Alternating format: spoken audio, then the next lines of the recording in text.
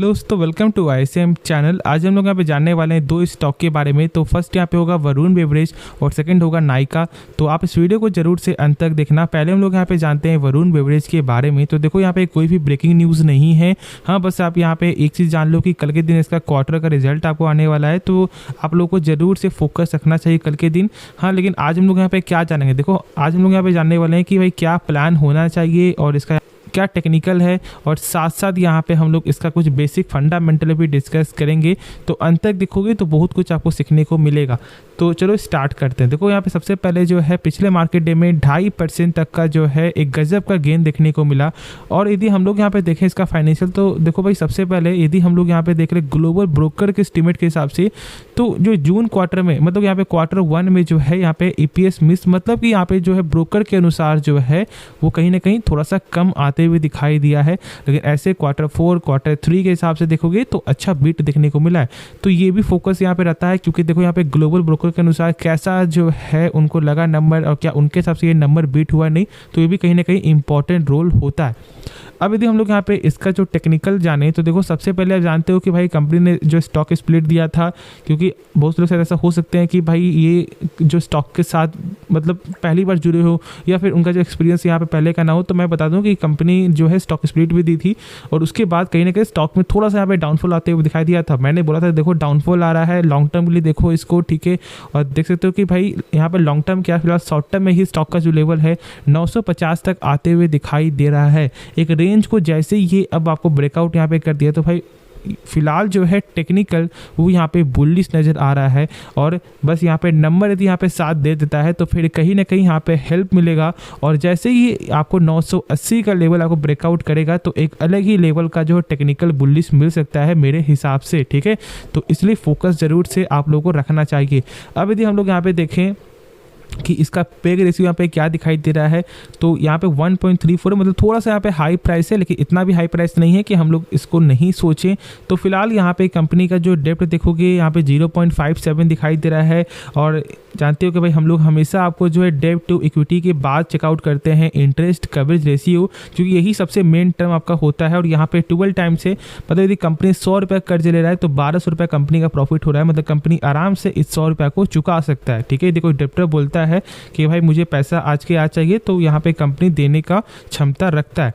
अब यदि हम लोग यहाँ पे देखें प्रमोटर स्टेक जो आपको लेटेस्ट डाटा है, तो यहाँ पर कम होते हुए दिखाई दे रहा है। लेकिन यहाँ पे बाई कौन कर रहा है, तो भाई फॉरेन वाले लगातार स्टेक को बाई करते हुए दिखाई दे रहे हैं। जहाँ पर स्टेक आपको 21% का था वो आज के समय बढ़कर यहाँ पे जो 27.5% का यहाँ पे हो चुका है। और यहाँ पे डोमेस्टिक वाले का जो स्टेक है वो कहीं ना कहीं कम होते हुए दिखाई दे रहा है। और यहाँ पर आपको जो पब्लिक स्टेक मात्र 6% का है, जो सबसे अच्छी चीज़ है। देखो यहाँ पे स्टडी करने के लिए ये स्टॉक है, इसको सही से आप समझ लो। जो भी कंपनी में जो है आपको जो उसका जो शेयर होल्डिंग पैटर्न में भाई पब्लिक यदि कम मिल रहा है ना, स्टडी करो उसके बारे में, ठीक है, क्योंकि वो जानना इंपॉर्टेंट होता है। और उसमें लॉन्ग टर्म इन्वेस्टमेंट के लिए कंपनी का बिजनेस देखो, कुछ बेसिक फंडामेंटल देख लो, और भाई एक अच्छा इन्वेस्टमेंट वो यहाँ पे हो सकता है, बन सकता है। जैसे कि मैंने वरुण बेवरेज के बारे में आप लोगों के साथ शेयर किया था, ठीक है। तो इसलिए इस बात को सही से समझ लो कि भाई कंपनी का काम क्या है और ये कब कब चलता है। तो देखो भाई ये गर्मी के मौसम में, क्योंकि भाई देखो आप जो कोल्ड ड्रिंक पियोगे तो भाई आप ठंडे के समय तो यहाँ पियोगे नहीं, ठीक है, बहुत कम ही लोग यहाँ पे पियेंगे। तो इसलिए गर्मी के दिन में मतलब यहाँ पे जो है Q1 में Q2 में इनका ज़्यादा फोकस बना हो रहता है, और यहाँ पे Q4 में भी कहीं ना कहीं फोकस है, ठीक है। अब देखो यदि आप लोग देखोगे ना, तो सेल्स में जून में सबसे ज़्यादा यहाँ पे दिखाई देता है, जो मतलब Q1 में था। और यदि हम लोग यहाँ पे देख लें कि हाँ भाई आपको जो सितंबर क्वार्टर से जो मतलब कल के दिन जो यहाँ पे नंबर आते हुए दिखाई देगा, तो यहाँ पे ओवरऑल बहुत ज़्यादा यहाँ पे कम हो जाता है, ठीक है। लेकिन हम लोग यहाँ पे ईयर देखेंगे तो इसलिए कोई दिक्कत वाली बात नहीं है। यदि आपको ये से नंबर से 10% भी ज़्यादा आता है तो भाई मेरे हिसाब से एक अच्छा नंबर देखने को मिलेगा। तो भाई वेट करो कल के लिए। और जो फिलहाल अभी मैंने टेक्निकल भी डिस्कस कर दिया है। अब यदि हम लोग यहाँ पे जो नेक्स्ट स्टॉक के बारे में जाने जिसका नाम है नायका, तो देखो मैं यहाँ पे एक चीज़ बता दूँ कि इसका भी कल के दिन क्वार्टर का नंबर आएगा, लेकिन जो कंपनी का बिजनेस है ना वो यहाँ पे गजब का है, इसमें कोई भी दोहराई नहीं है। लेकिन आप जानते हो कि देखो भाई कोई भी स्टार्टअप जो है फिलहाल वो मार्केट में इसलिए आपको आना चाह रहा है, मतलब जो एक स्टार्टअप से जो एक कंपनी अच्छा बन जा रहा है तो वो मार्केट में आना चाह रहा है इसलिए क्योंकि उनको चाहिए फंड्स, ठीक है। और इसलिए अभी आप जानते हो भाई आपको मामाअर्थ क्या देखने को मिल रहा है भाई, मतलब गजब का वहाँ पे है, ठीक है डाटा, मतलब कुछ यहाँ मतलब लोग उतना ज़्यादा इंटरेस्ट दिखाई नहीं रहे, क्योंकि वो पहले जानते हैं कि भाई पेटीएम में नायका में वो यहाँ पे फंसे हुए हैं। नायका में बहुत लोग अभी ये देख रहे होंगे कि जो लोग मार्केट में नए होंगे उनको ये लग रहा है कि भाई बहुत सस्ता दाम है, ऐसा बिल्कुल नहीं है, ठीक है। कहाँ दाम 2000 था, तो इसलिए भाई ऐसे इसको प्राइस को देखकर यहाँ पे आपको जज नहीं करना चाहिए कि भाई रेट सस्ता है या महंगा है। बस अभी आप बिजनेस को फोकस करो, क्योंकि यदि आप यहाँ पे फंडामेंटल देखोगे ना तो जो इसका पेग रेशियो है ना वो यहाँ पे 106 टाइम है। मतलब सोच सकते हो कि कितना महंगा ये यहाँ पे स्टॉक ट्रेड हो रहा है, ओवर वैल्यू से भी ओवर वैल्यू ये स्टॉक यहाँ पे जा चुका है।